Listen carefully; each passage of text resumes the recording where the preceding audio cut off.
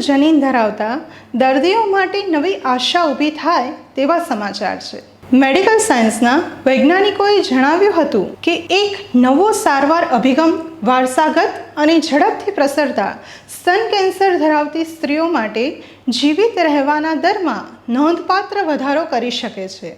ઇંગ્લેન્ડની Cambridge university દ્વારા કરાયેલા એક અભ્યાસમાં પ્રારંભિક તબક્કાના વારસાગત સ્તન કેન્સર ધરાવતા દર્દીઓને શસ્ત્રક્રિયા પહેલાં કીમોથેરાપી અને ત્યાર પછી નિયત દવા દ્વારા સારવાર આપવામાં આવી હતી. આ રીતે સારવાર કરાયેલી 39 મહિલાઓ તમામ જરૂરી સર્જરી પછીના 3 વર્ષના નિર્ણાયક સમયગાળામાં જીવિત રહી હતી.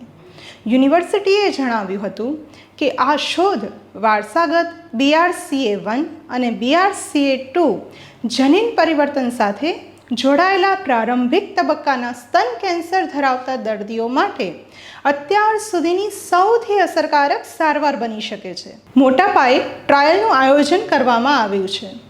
આવા અભ્યાસમાં અને આ આક્રમક પ્રકારના કેન્સર માટે 100% જીવિત રહેવાનો એટલો ઊંચો દર હોવો દુર્લભ છે. ટ્રાયલ લીડ પ્રોફેસર જીન અબ્રાહમે જણાવ્યું હતું, અમે આ નવા પરિણામની સંભાવના વિશે ઘણા ઉત્સાહિત છીએ.